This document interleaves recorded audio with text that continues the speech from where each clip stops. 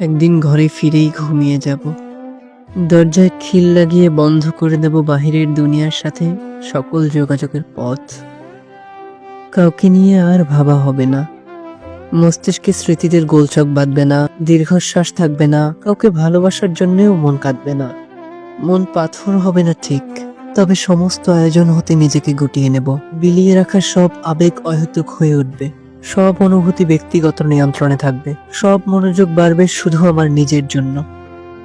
থাকবে না অভিযোগ, জমবে না চাপা অভিমান, ফিনিস পাখির মতো বুকটা হালকা থাকবে।